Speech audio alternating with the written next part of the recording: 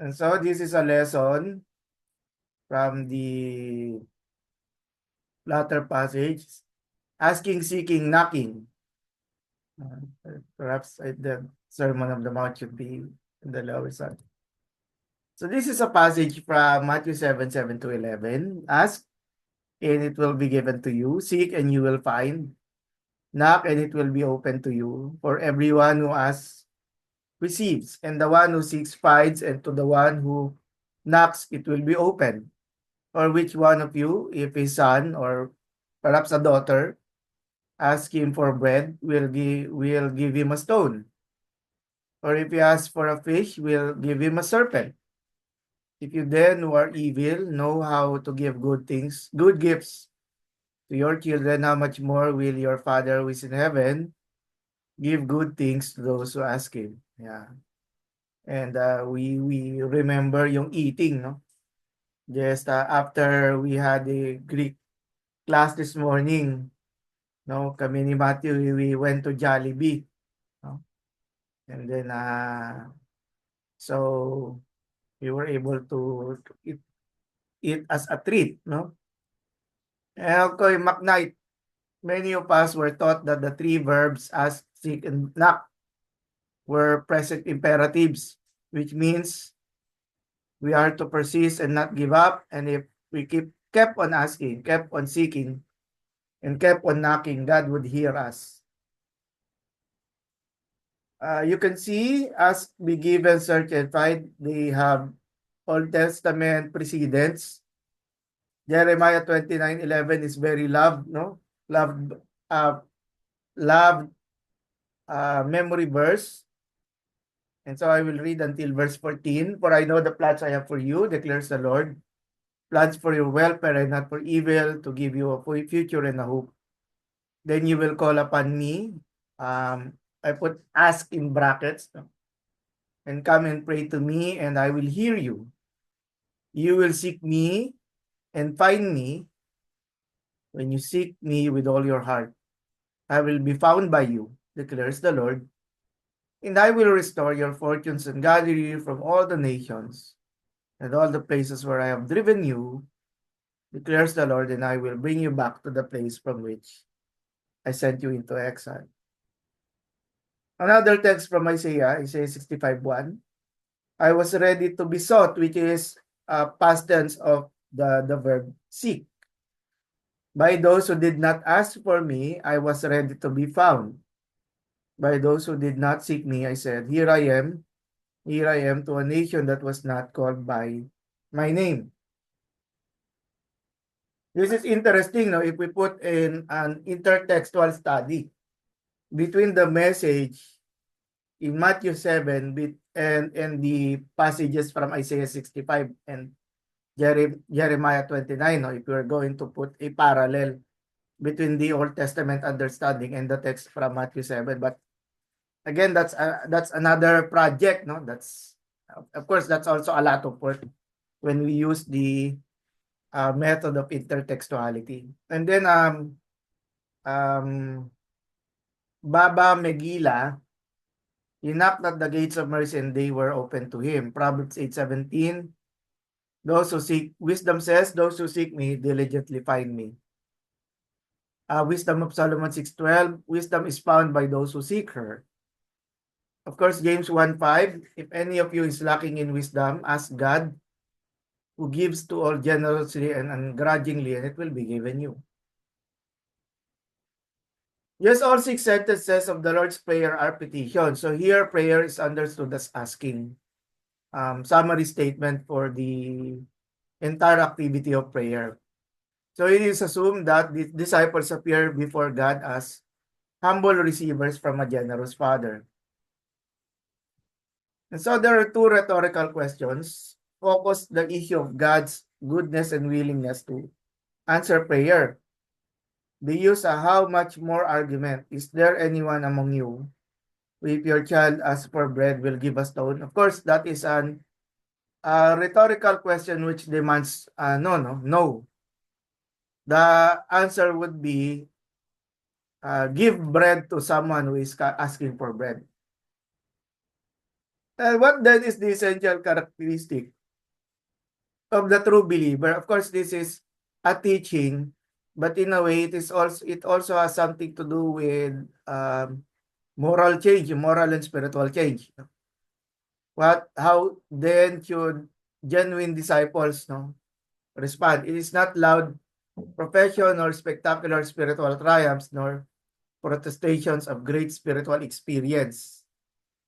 Rather, his chief characteristic is obedience, especially when it is not seen by other people. No, only God is able to see that for the Lord it means so much to him.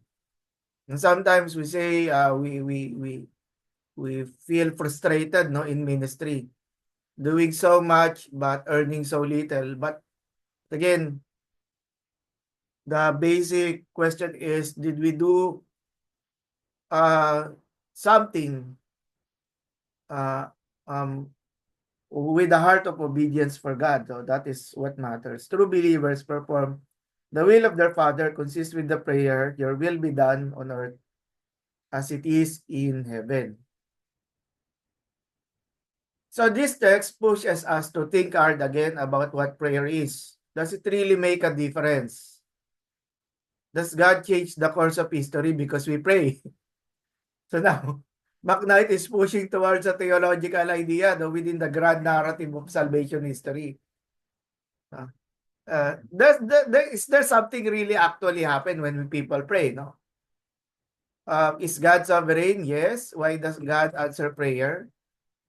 So for His own glory or to form an interactive relationship with us? We can say both. When God answers prayers, it is not being selfish of Him. It is actually deserving, and it is actually part of His faithfulness to the covenant with Israel and to the new covenant in the person of Jesus. Diba? But petitionary prayer always faces a few problems, not the least being whether God, the God of the cosmos and beyond, really cares about my personal petitions. When are the issues coming in about petitionary prayer? When we ask, when our prayer contains prayers that focuses only on our wants, di ba? On our wants. But again, I also believe if we pray with a sincere heart, no, that makes the prayer acceptable before God. Even when He says no to some of our wants. No? So Jesus' teachings here are shaped to speak to us that struggle to those that struggle in prayer. And it leads us to see that God is a Father who is altogether good. Therefore, a God who will respond to His people when they pray. So it's this passage, no, this text about asking, seeking, knocking is really a good passage to teach in your prayer meetings, no, because it tells us that our prayer is not in vain, just as our ministry, according to Paul in 1 Corinthians 15, that whatever we do for the sake of our love for God and for His kingdom, no, it will always um, it's always considered beneficial, no, both for the people and brings honor to God. And New Testament, sorry, Thomas Wright, no, Tom Wright in Scott McKnight. But for most of us, the problem is not that we are too eager to ask for the wrong things. Okay, the problem is that we are not eager enough to ask for the right things, and we need to understand. No, this statement. No, we need to understand that more. We need to think deeper. No, about what N.T. Wright is trying to say. No, in the book, no, of Scott McKnight. Finally, with Levine, ask and knock also mean in terms of human relations. So this shows how civilized or how Christians um yung interpersonal relationship, no, we don't demand, no, we don't just barge in. It's like robbery, no? There's a civility to the community, the Sermon of the Mount visions. A civility with respect, consideration, and of course, being properly informed, di ba? Kasi sometimes we ask for seek help from other persons, but the person who we are trying to assist also in a needy position, ano, who is also in need of help. And sometimes, of course, we should turn down, no, the evil thoughts, no, that come into our mind, that the person is just trying to make an excuse, no, or again, um, we treat badly, no, people who say no to us, no, wherein we're not really able, but in many cases, no, we are um in a better position financially, di ba? So at the same time, there is a boldness that the community members possess. They can express their needs to others. Yan. Who will answer? The homeless will find a home and the hungry will find food. So it is not being ashamed, no? But siguro if you keep asking for something and you do not work, no, we remember what Paul said to the Thessalonians, di ba? If a person does not work, he should not eat. I think that is deserving, no, for a person who does not do his part but depends on others. No? More they do well to choose carefully the door at which they will knock. They knock at the door of the family. And so in the closing, with Albert, if you then who are evil know how to give good things to your children, how much more will your Father in heaven give good things to those who ask him? 0%. Mm. Wala. Reading verses 7 to 11 in context results in seeing the pericope as an enablement of verse 6. If one needs to discern what is inappropriate judging and discerning, ask God for wisdom and God will provide it. Okay. Thank you. That's for our third lesson for this afternoon. Seek and knock.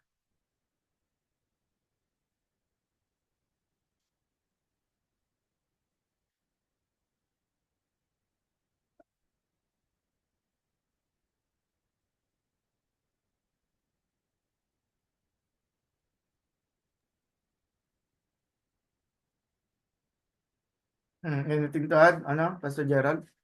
Yes, Doc, just an observation lang, contrasting the evil man who knows good things, no, to give to their children, contrasting that to God the Father, di ba? Oo.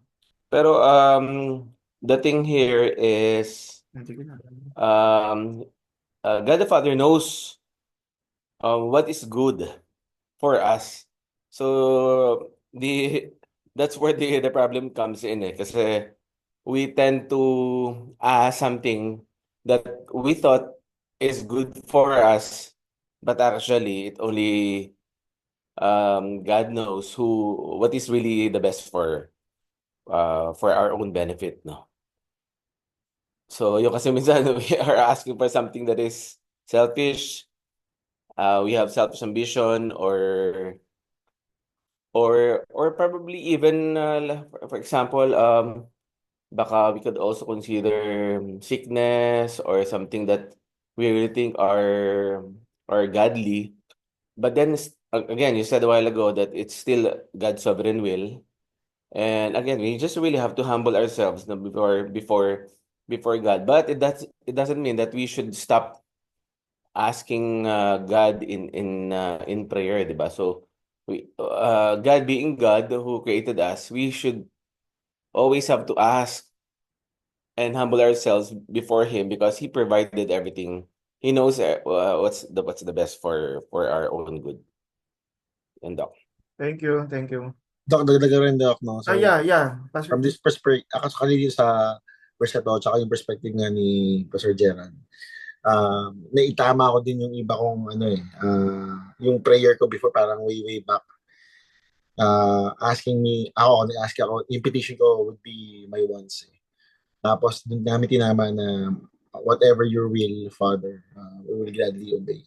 Kasi dun sa paano ba yun? Yung kung paano ko siya i-address sa kunyari sa hingin ko, naitatama na sa umpisa pa lang yung mindset ko. So in a sense, no, hindi mo masyadong pinupush yung gusto mo. But again, whatever the will of the Lord, syempre, with accordance dun sa command niya. So laging ganun ako. So iba. Yes, thank you.